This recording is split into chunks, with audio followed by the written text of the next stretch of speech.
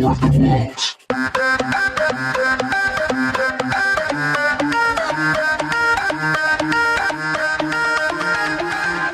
The War of the Worlds.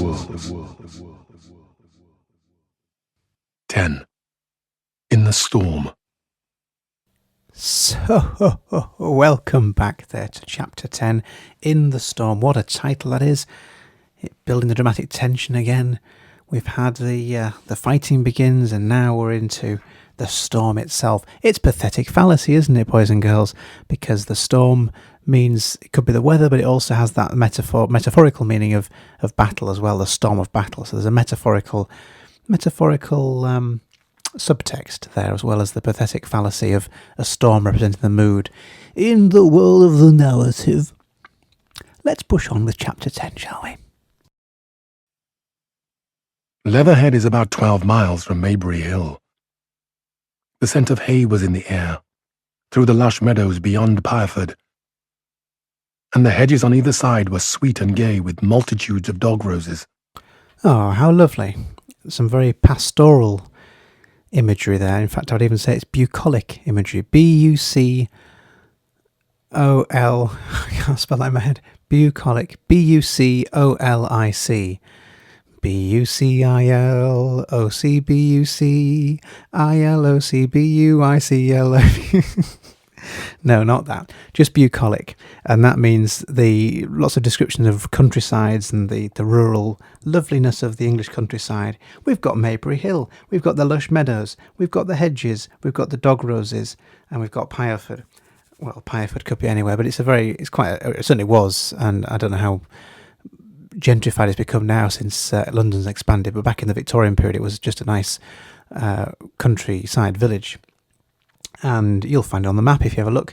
So it's another proper noun, Pireford, to really give us a sense of place, just south of Woking. So we're on that journey southeast out of Woking, and it's very lovely and English countryside, the point of which I think is to reinforce the beauty of our country, and then how it's going to be ruined by the Martians. So we're just constantly reminded of how lovely, how tranquil, how bucolic the scenery is, while at the same time knowing we're heading into the storm, which is mentioned to us in the chapter heading itself. You'll notice. Oh, we're going to get a bit further down. In fact, I'll let it play a bit further, and I'll stop again. So back to the narrative. The heavy firing that had broken out while we were driving down Maybury Hill ceased as abruptly as it began, leaving the evening very peaceful and still. Me again.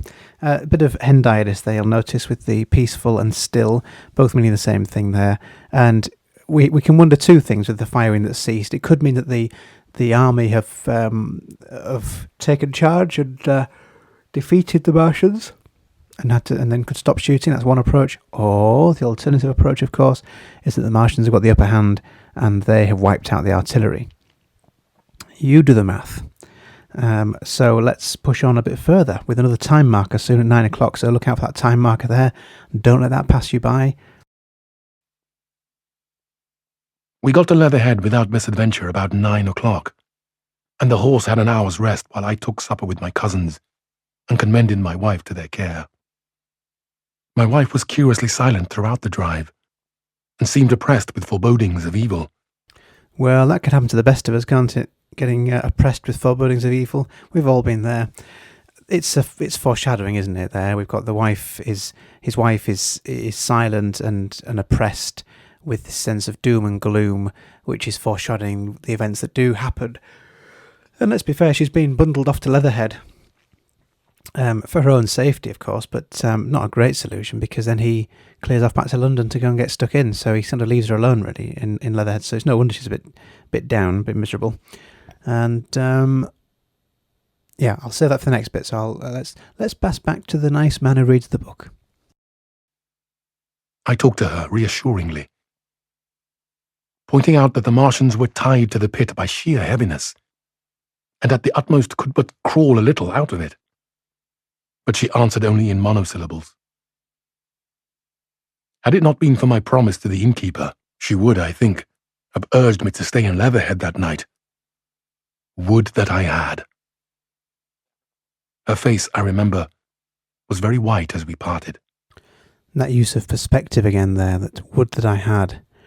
Thinking back from the point of view of hindsight, looking back at this event, he wishes he had stayed in Leatherhead, but he goes back because he's promised the innkeeper that he would take the horse and the dog cart back to the Spotted Dog pub. And so he goes back. And of course, she's very distraught at this. I mean, well, yeah. I mean, I think you would feel the same. I think any of us would. But he goes back because he has to take the horse back. But in hindsight of all the events, he realises that he should have stayed with her. And that gives us that sense of foreshadowing again. It's also called prolepsis, if you want to call it prolepsis. Prolepsis. Prolepsis. Prolepsis, if you wish to use that term. It's linking us forward to think that something bad must happen. It must be the storm that's being alluded to from the chapter heading. It must be the War of the Worlds itself. Well, of course, it is that. For my own part, I had been feverishly excited all day. Something very like the war fever that occasionally runs through a civilized community had got into my blood, and in my heart I was not so very sorry that I had to return to Maybury that night. I was even afraid that that last fusillade I had heard might mean the extermination of our invaders from Mars. I can best express my state of mind by saying that I wanted to be at the death. And there we have it. The morbid curiosity of humanity. And don't we all have a little bit of that, perhaps? Maybe. The narrator certainly does. He doesn't want to miss the fight. He wants to see these Martians get exterminated. He wants to be there at the death. In at the death, it says in the book, doesn't it? And there is that morbid... Well, it shows two things. It shows the arrogance of humanity, the fact he thinks that they will be killed and exterminated, and he wants to be there to see it. So there's that sort of arrogance and superiority of humanity, which we've seen before. But there's also that sort of morbid fascination with wanting to see the action and putting our own concerns to one side to be and his responsibilities to his wife as well. He'd much rather be in at the action and see these Martians being bombed to smithereens, really. And we might think of that as being a bit barbaric, but and it probably is. But let's not forget that just across the road over at Tyburn from the school was where they held public executions until, I don't know, I'm not sure, the mid-1800s, I believe. Oh, no, mid-1700s, I think it was. I don't know, I can't remember. It was, but not that long ago in terms of hundreds of years. And of course, people gathered around to watch. I mean, granted, they had no Netflix in those days, but I don't know, I wonder. I think if that were to happen today, I think a fair few people would gather around and watch. And maybe you'd be one of them. I don't know. But certainly it's picking up on that sense of morbid curiosity that humanity has. It was nearly 11 o'clock when I started to return. The night was unexpectedly dark. To me, walking out of the lighted passage of my cousin's house, it seemed indeed black. And it was as hot and close as day. Hi, yeah, me again. 11 o'clock, so we've got another time marker there. We're taken through almost by the hour here, aren't we, in this chronology of the narrative. It gives it a very real sense of time. Now, we're going to look at this more in Inspector Calls, but there is, in Greek tragedy, there are, they tend to use the sort of rule of time and space and as being... You can't suddenly have a flash forward or a flashback, that all events in the play must take place in real time, that all events in the play must take place in one setting, which can be seen on the stage. And there's a bit of that here. We're guided through hour by hour, in some cases minute by minute, and so we've got this sense of reality here, and I think that's quite important. So we have these time markers by having the numbers nearly 11 o'clock in this case. It was dark. Let's just go forward a little bit further. It's in black. It was hot and close as the day. Hendiadys there, hot and close as the day. Overhead, the clouds were driving fast, albeit not a breath stirred the shrubs about us. My cousin's man lit both lamps. Happily, I knew the road intimately. My wife stood in the light of the doorway and watched me until I jumped into the dog cart. Then abruptly, she turned and went in, leaving my cousins side by side, wishing me good hap. I was a little depressed at first, with the contagion of my wife's fears. But very soon my thoughts reverted to the Martians. At that time I was absolutely in the dark as to the course of the evening's fighting. I did not know even the circumstances that had precipitated the conflict. As I came through Ockham, for that was the way I returned, and not through Send and Old Woking, I saw along the western horizon a blood-red glow, which, as I drew nearer, crept slowly up the sky. The driving clouds of the gathering thunderstorm mingled there with masses of black and red smoke. So a couple of things here. We've got the proper noun of Ockham here, that he came back through Ockham and not through Send and Old Woking. Now, why bother telling us that? Because let's be honest, this is just a construct. There is no narrator, there is no travelling from Woking to Leatherhead. It's just all a story, isn't it? But Wells is trying to create this sense of it not being just a story, but being real. And so one of the ways he does that is to give us these extra details. So he gives us an alternative route. He went back through Ockham rather than the way he came.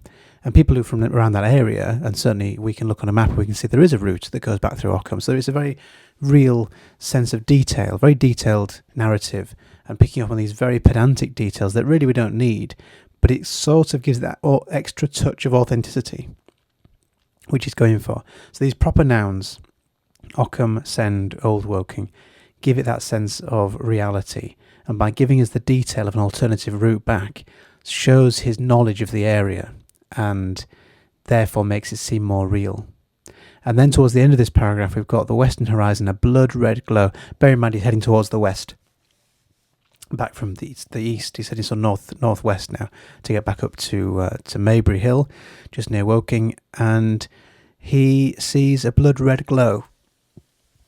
Why blood red? Well, of course, it signifies danger, doesn't it? Blood red, it suggests death and destruction and damage and danger. And other words beginning with D, perhaps. Which, as I drew nearer, crept slowly up the sky. Personified there, or at least zoomorphified. That's not a word, don't write that down. Described zoomorphically. Crept slowly up the sky. I would go for personification there. I would suggest that the red glow has been personified as crawling, creeping slowly up the sky. Makes it sound quite sinister. The driving clouds of the gathering thunderstorm mingled there with masses of black and red smoke. So here we have pathetic fallacy too. There is a literal thunderstorm, but it's mingling there with the black and the red smoke of the battle. So we've got the colour of red, meaning danger, but also the smoke representing destruction, and the thunderstorm, which is just a pathetic fallacy, representing the chaotic mood that the characters find themselves in. Okay, we're going to start off again with another proper noun, Ripley Street. So I won't stop again for that one, but we'll see Pireford as well further down the paragraph, and Ripley. So whenever you see these capitalised proper nouns, there's a fair few of them, Pireford Church and Maybury Hill. These are all doing the same thing. They're all giving that sense of reality. So just make sure you mark those as we go through. Ripley Street was deserted, and except for a lighted window or so, the village showed not a sign of life. But I narrowly escaped an accident at the corner of the road to Pireford, where a knot of people stood with their backs to me. They said nothing to me as I passed. I do not know what they knew of the things happening beyond the hill, nor do I know if the silent houses I passed on my way were sleeping securely, or deserted and empty, or harassed and watching against the terror of the night. From Ripley until I came through Pireford, I was in the valley of the Wey, and the red glare was hidden from me. As I ascended the little hill beyond Pireford Church, the glare came into view again, and the trees about me shivered with the first intimation of the storm that was upon me. Then I heard midnight pealing out from Pireford Church behind me, and then came the silhouette of Maybury Hill, with its treetops and roofs black and sharp against the red. Even as I beheld this, a lurid green glare lit the road about me, and showed the distant woods towards Addleston. I felt a tug at the reins. I saw that the driving clouds had been pierced, as it were, by a thread of green fire, suddenly lighting their confusion and falling into the field to my left. It was the third falling star. It's happened again. The third falling star. Look at that telegraphic sentence at the end there. It was the third falling star. It's that last sentence, a simple sentence by itself, is hard hitting, isn't it? It was the third falling star. We've had one, we've had two, and now we've got three. There's a sense of incrementum here too, that the cylinders are coming down thick and fast, and therefore with each one brings more danger, and it starts to feel more frightening. Let's back up a little bit. We've got the green glare. We've got Addleston there, the proper noun. We've got, here we are, the driving clouds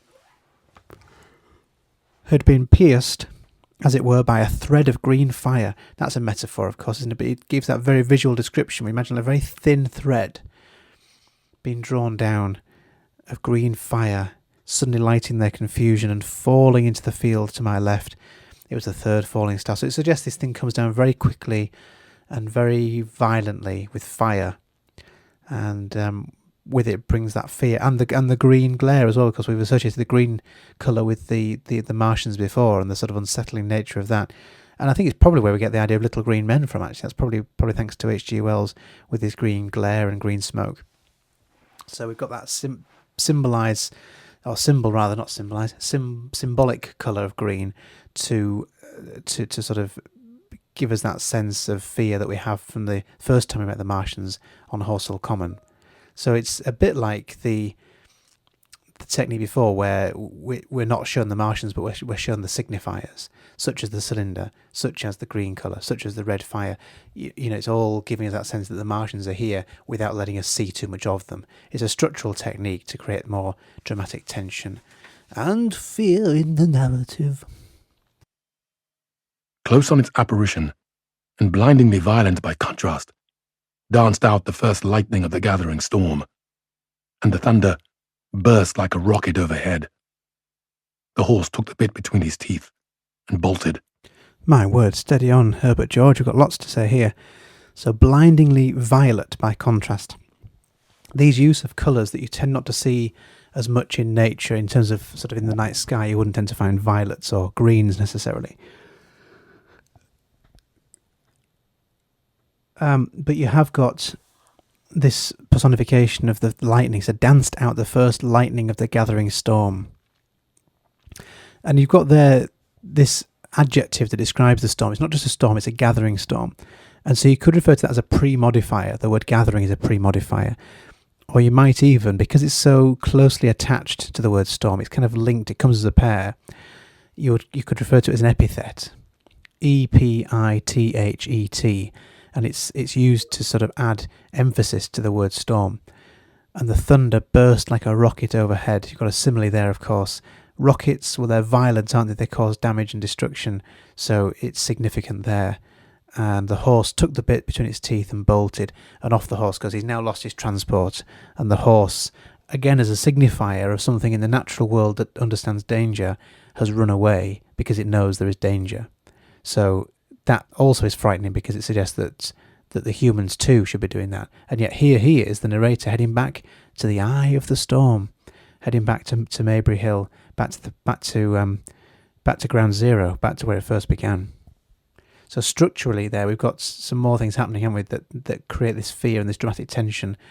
There are things happening that we know mean he should be running away, and yet here he's going back towards it. So there's a tension there between what he should be doing and what he is doing, and we as the reader have to follow him because he's the narrator, and we're drawn along with him, even though we know it's probably the wrong thing to do, and yet we're quite curious, aren't we, because we want to follow the narrator and see what happens next. A moderate incline runs towards the foot of Maybury Hill, and down this we clattered. Once the lightning had begun, it went on in as rapid a succession of flashes as I have ever seen. The thunderclaps, treading one on the heels of another, and with a strange crackling accompaniment, sounded more like the working of a gigantic electric machine than the usual detonating reverberations. The flickering light was blinding and confusing, and a thin hail smote gustily at my face as I drove down the slope. Sorry, my apologies there. The horse hasn't run away. The horse has just run with him still attached to the back in his dog cart, isn't it? But the horse has panicked. So the point still remains the same. And the horse has panicked, and therefore he should also be panicking. We've got the We've got the proper noun of Maybury Hill, and we clattered now. So look at the verbs here. Clattered suggests chaos and out of control. A rapid succession of flashes. Thunderclaps treading one on the heels of another. That's a metaphor. It's personifying the thunderclaps that are sort of treading on the heels, almost coming so fast between each one that they're almost like treading on each other's heels. So it's personifying the thunder. A strange crackling accompaniment sounded more like the working of a gigantic electric machine than the usual detonating reverberation. So even the thunder sounds odd and strangely electrical and crackling. So this is more pathetic fallacy, but it's being adapted here that there's something unnatural about even the thunder is sounding weird and frightening and unsettling. The light is flickering. The flickering light was blinding and confusing. Hendiadys there is blinding and confusing. And a thin hail smote gustily in my face. We met that word smote before, and it's an archaic, old-fashioned, when I say archaic, A-R-C-H-A-I-C, A-R-C-H-A-I-C, archaic, old-fashioned word, meaning attacked, killed, if you like. So it's a thin hail smote gustily in my face. Again, suggesting that even the weather has been personified here. The hail is attacking him as he drove down the slope. Everything here is chaotic. Everything here is trying to attack him, and he feels under attack. At first I regarded little but the road before me, and then abruptly my attention was arrested by something that was moving, rapidly, down the opposite slope of Maybury Hill. At first I took it for the wet roof of a house, but one flash following another showed it to be in swift, rolling movement. It was an elusive vision. A moment of bewildering darkness, and then, in a flash, like daylight, the red masses of the orphanage near the crest of the hill, the green tops of the pine trees, and this problematical object came out, clear and sharp and bright. And this thing I saw,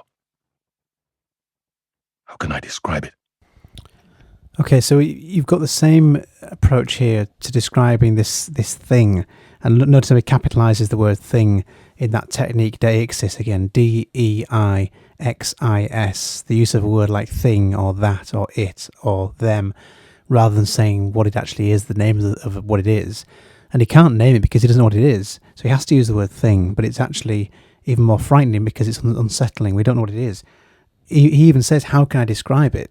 So it's so confusing that he's even asking us, the reader, how can I describe it? So he's reminding us again that he's writing this from a future point of view and trying to describe this thing for us, making it seem even more like a work of non-fiction, like a real world piece of writing. So it's all to create this sense of reality and real fear. We've got, if we just back up a little more, we've got the something moving.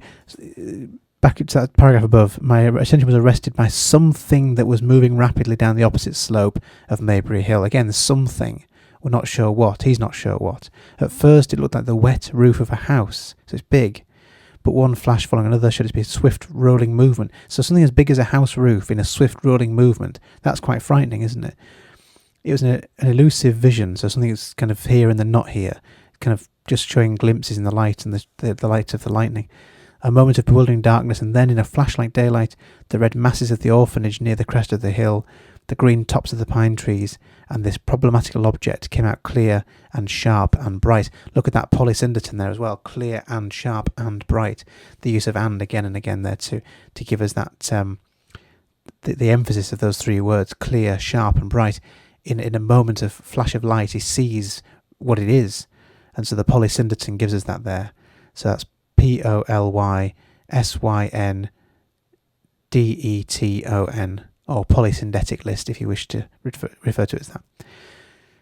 So how can he describe it? Well, he describes it as a monstrous tripod. Well, in fact, I'll let the nice man say it for us, and I'll pause again in a second. Monstrous tripod, higher than many houses, striding over the young pine trees and smashing them aside in its career. A walking engine of glittering metal, striding now across the heather. Articulate ropes of steel dangling from it, and the clattering tumult of its passage mingling with the riot of the thunder. A flash, and it came out vividly, heeling over one way with 2 feet in the air, to vanish and reappear almost instantly, as it seemed, with the next flash, 100 yards nearer. Can you imagine a milking stool tilted and bowled violently along the ground? That was the impression those instant flashes gave. But instead of a milking stool, imagine it a great body of machinery on a tripod stand. So what Wells is doing here again is describing the tripod in terms of something very familiar to us. We had it before with the heat ray, like the light of a warship beaming round. And here this is the fighting machine, the metallic tripod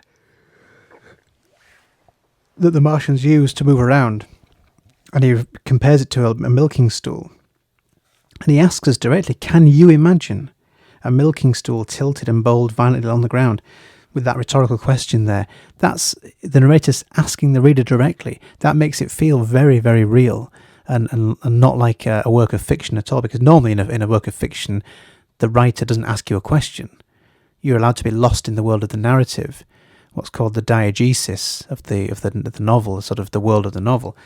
Here, we don't have that. We're actually brought out of the narrative to answer this question from the narrator. Can you imagine this milking stool? But instead of the milking stool, imagine it's a great body of machinery on a tripod stand. He's telling us what to think. He's directly addressing us to tell us what to think. It's a powerful narrative technique. And this comes under the banner of structural choice, to really get the reader's attention and force the reader to think about something in a different kind of way. But he picks a milking stool because, well, certainly at that time, not so much now, but at that time, it would have been a more familiar image, a sort of 3-legged little stool tilted over and bowled along the ground. Then suddenly the trees in the pine wood ahead of me were parted, as brittle reeds are parted by a man thrusting through them. They were snapped off and driven headlong, and a second huge tripod appeared, rushing, as it seemed, headlong towards me. And I was galloping hard to meet it. At the sight of the second monster, my nerve went altogether. Not stopping to look again, I wrenched the horse's head hard round to the right, and in another moment the dogcart had heeled over upon the horse. The shaft smashed noisily, and I was flung sideways and fell heavily into a shallow pool of water.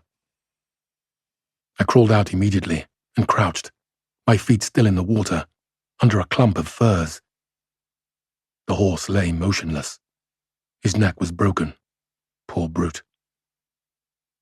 And by the lightning flashes I saw the black bulk of the overturned dogcart and the silhouette of the wheel spinning slowly. In another moment, the colossal mechanism went striding by me and passed uphill towards Pireford. So I was getting ahead of myself before with the horse leaving him. The horse dies at this point when he jerks the head round of the horse to avoid colliding straight into the tripod.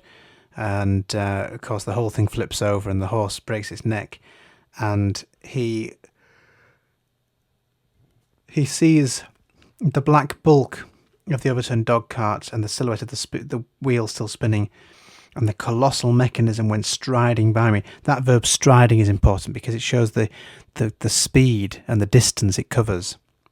Striding by me and passed uphill towards Pireford.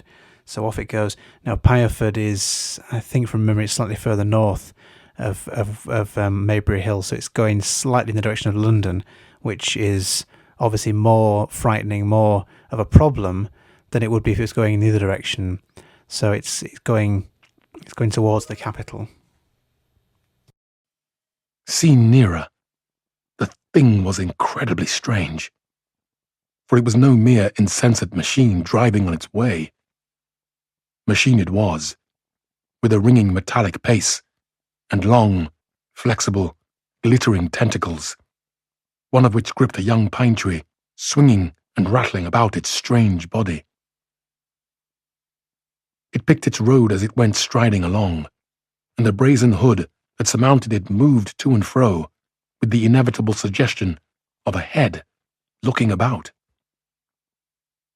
Behind the main body was a huge mass of white metal, like a gigantic fisherman's basket, and puffs of green smoke squirted out from the joints of the limbs as the monster swept by me, and in an instant, it was gone. Okay, so we're back to the use of deixis there. The thing was incredibly strange, that capitalisation of the word thing, D-E-I-X-I-S, using a word, well, as I've just said, using a pronoun instead of the actual name of what it is. And for this reason, he doesn't know what to call it because it doesn't have a name. It's unknown to him. As he says, it was strange, meaning unknown. It was no mere insensate machine driving on its way. Machine it was, with a ringing metallic pace and long, flexible, glittering tentacles. Imagine that. So this huge metal tripod with these swinging tentacles. I have to be careful how I pronounce that. Glittering and sort of shining and swinging and rattling about its strange body. And that even the tentacles themselves can grip things as they go past. They're gripping a young pine tree. And at that time, you've got to bear in mind, this was before even tanks were invented, certainly before cars or any other sort of man-driven machine. And by man, I mean mankind, not just men, but, driven by people, human-driven machines. So he's writing out things here which are really adventurous and really futuristic. Now it's not beyond the realms of possibility that we could make something like this driven by a person, like a crane, for example, like we saw in the War of the Worlds film that we watched, the new, more modern film. It was sort of started off with a crane driver, which was a bit of a motif of, a man inside a machine driving it, essentially, was the Spielberg metaphor I think he used in that case. Anyway, this is more frightening because it's clearly not just a machine that's rolling down the hill, it's actually choosing its path. And he describes behind the main body was a huge mass of white metal, like a gigantic fisherman's basket. So again, using a more familiar vehicle for that simile, like a gigantic fisherman's basket, and puffs of what colour smoke? Oh, yeah, green smoke again, squirted out from the joints of the limbs. So that green to symbolise the colour of fear that we have with these Martians. And then the smoke is squirting out. That's a strange verb, isn't it? Squirting out. From the joints of the limbs. Again, that sounds quite unpredictable and violent. The word squirted or squirting, as the monster swept by me, and the verb swept as well. The monster swept by me. It shows how sudden and rapid this movement is, and therefore dangerous. And it's so fast, in fact, that in an instant it was gone, and so it moved past him. So this whole description here, the language that's been used, is designed to make it seem frightening and unpredictable. So much I saw then, all vaguely for the flickering of the lightning, in blinding highlights and dense black shadows. As it passed, it set up an exultant, deafening howl that drowned out the thunder. Ow! Ow! And in another minute, it was with its companion, half a mile away, stooping over something in the field. I have no doubt this thing in the field was the third of the 10 cylinders they had fired at us from Mars. And there we get that perspective again, the reference to there being 10 cylinders. So we've only had 3 so far, but because he's writing it from the future, right, looking back, he knows that in total there were actually 10 cylinders that came down, and this was number 3 of those cylinders. So he's reminding us again that this has already happened. He's telling us with the benefit of hindsight, looking back and recounting these events, and that's the word to use, recounting the events that have already happened. So recount, R-E-C-O-U-N-T. Recount writing is recounting the past, or its perceived past. It's not real, is it? None of this is real, but it makes it seem more real because he chooses that method of narration. That's quite a sophisticated choice, and it allows us to really unpick that in the exam, because most novels don't do that. So it's a unique way that allows us to analyse and understand how H.G. Wells does what he does. And because what he's trying to do is actually quite straightforward, as in frighten us and make us think about ourselves differently, it's quite straightforward to see how he does that as we build this picture of the novel in its entirety. For some minutes I lay there, in the rain and darkness, watching, by the intermittent light, these monstrous beings of metal moving about in the distance. Over the hedge tops, a thin hail was now beginning, and as it came and went, their figures grew misty and then flashed into clearness again. Now and then came a gap in the lightning, and the night swallowed them up. So personification there as the night swallowed them up. The suggestion of being eaten there, of being consumed, of being destroyed. So even the language there of that personification is powerful. But the storm itself, this storm is, as we said at the beginning, it's twofold. It's the literal weather thunderstorm, but it's also the fear and the attack of these tripods. I was soaked with hail above and puddle water below.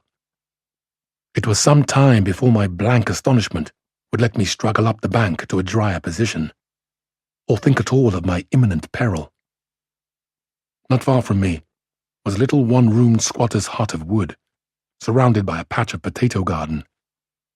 I struggled to my feet at last, and, crouching and making use of every chance to cover, I made a run for this. I hammered at the door, but I could not make the people hear, if there were any people inside, and after a time I desisted, and, availing myself of a ditch for the greater part of the way, succeeded in crawling, unobserved by these monstrous machines, into the pine wood towards Maybury. We've seen that word a few times now, but I've not commented on the word monstrous, but it's been used and repeated a few times. It's worth just identifying that word there, monstrous machines. It stands out here particularly because of the alliteration of monstrous and machines. But if you want to just go back a little bit and just mark out where he's used monstrous before, monstrous beings over the page there as well. And I think there's one or two other examples of monstrous. So monstrous being a powerful adjective because, of course, they do literally seem like monsters. They're huge and dangerous, like monsters. So it's a very apt adjective to use. Under cover of this, I pushed on, wet and shivering now, towards my house. I walked among the trees trying to find the footpath. It was very dark indeed in the wood, but the lightning was now becoming infrequent, and the hail, which was pouring down in a torrent, fell in columns through the gaps in the heavy foliage. If I had fully realized the meaning of all things I had seen, I should have immediately worked my way round through Byfleet to Street Cobham, and so gone back to rejoin my wife at Leatherhead. But that night the strangeness of things about me and my physical wretchedness prevented me, for I was bruised, weary, wet to the skin, deafened and blinded by the storm. Finishing off that paragraph with an asyndetic list there to show just the extent of his suffering there, the bruising, the weariness, the wet to the skin, deafened and blinded, all combined together to make him lose his senses really, and he's not had the sense to go back through Byfleet and Street Cobham to Leatherhead to meet his wife. More proper nouns there, by the way, with Byfleet and Street Cobham, showing his knowledge of the area, making this more realistic and authentic. But of course, he's suffering. He's in shock, as anybody would be. And the asyndetic list there, which is a structural technique, reinforces just how shocked he is. I had a vague idea of going on to my own house, and that was as much motive as I had. I staggered through the trees, fell into a ditch and bruised my knees against the plank, and finally splashed out into the lane that ran down from the college arms. I say splashed, for the storm water was sweeping the sand down the hill in a muddy torrent. There in the darkness, a man blundered into me and sent me reeling. He gave a cry of terror, sprang sideways, and rushed on before I could gather my wits sufficiently to speak to him. So heavy was the stress of the storm just at this place, that I had the hardest task to win my way up the hill. I went close up to the fence on the left and worked my way along its palings. Near the top, I stumbled upon something soft, and, by a flash of lightning, saw between my feet a heap of black broadcloth and a pair of boots. Before I could distinguish clearly how the man lay, the flickering of light had passed. I stood over him, waiting for the next flash. When it came, I saw that he was a sturdy man, cheaply but not shabbily dressed. His head was bent under his body, and he lay crumpled up close to the fence, as though he had been flung violently against it. Overcoming the repugnance natural to one who had never before touched a dead body, I stooped and turned him over to feel for his heart. He was quite dead. Apparently his neck had been broken. The lightning flashed for a third time, and his face leapt upon me. I sprang to my feet. It was the landlord of the Spotted Dog, whose conveyance I had taken. Oh my goodness! It's a cataleptic reference back to the landlord of the Spotted Dog, the man whose horse and cart he'd taken. So cataleptic there, cataleptic, means looking back to something. Cataleptic, looking back, and this is the guilt inherent in this, because of course, had he not taken or rented the man's horse and dog cart, the landlord himself would have got away and would have probably survived. So it shows what would have happened to the narrator and his wife and their servant if they'd stayed at Maybury Hill. They managed to escape just barely by leaving to go to Leatherhead and then coming back. He actually managed to survive. So he's just showing how near to death he came by showing us this familiar character who we haven't met before, now laying dead in the road because of the Martians. I stepped over him gingerly and pushed on up the hill. I made my way by the police station and the College Arms towards my own house. Nothing was burning on the hillside, though from the common there still came a red glare and a rolling tumult of ruddy smoke beating up against the drenching hail. As far as I could see by the flashes, the houses about me were mostly uninjured. By the College Arms, a dark heap lay in the road. Down the road, towards Maybury Bridge, there were voices and the sounds of feet. But I had not the courage to shout, or to go to them. I let myself in, with my latchkey, closed, locked, and bolted the door, staggered to the foot of the staircase, and sat down. My imagination was full of those striding, metallic monsters, and of the dead body smashed against the fence. I crouched by the foot of the staircase, with my back to the wall, shivering violently. So here we've got no sense of a false sense of security at all. Quite the opposite. This is something he's experienced. There's no going back now. He knows that there's a real threat, and he knows how near to death he came himself, having just seen the body of the landlord from the Spotted Dog. And just in terms of technique, we can look back up and see the things like College Arms, which is another pub, I think, the police station, Maybury Bridge, and the Spotted Dog itself, I guess, as well. You've got these proper nouns, and these again are real places that you can see on an old Ordnance Survey map. There was a police station there. There was a College Arms public house, and you can more or less pinpoint exactly where the narrator lives, which is very close, same street as where H.G. Wells lived. So it's incredibly autobiographical and therefore incredibly real, the detail of this place. I've never done a book like this, actually, for having such specific location details in a place. And what I want you to have really is the confidence that whatever extract comes up in the exam, whatever it is they pick, and it could be any page they pick, I want you to have the confidence to know that there's, with any extract, there are lots of things you can say, even if it's things like proper nouns, which don't seem like a massive point to make. But I want you to have the confidence, because he does have a fairly predictable style, does H.G. Wells. And so in most chapters, you're looking at the same kinds of things. So it's easier, I think, in that sense, to look at this book rather than some of the other choices we could have made.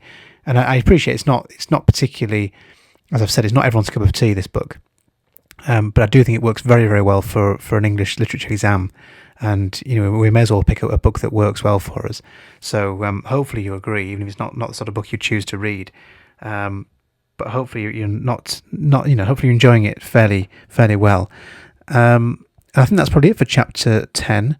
Now the next chapter is Oh, hang on. Let me just back up a little bit. So, my imagination was full of those striding metallic monsters. So we've got the striding, the dynamic verb there, the metallic monsters, the alliteration of the M sounds to emphasise those two words, and the dead body smashed against the fence. That word smashed showing particularly brute force there.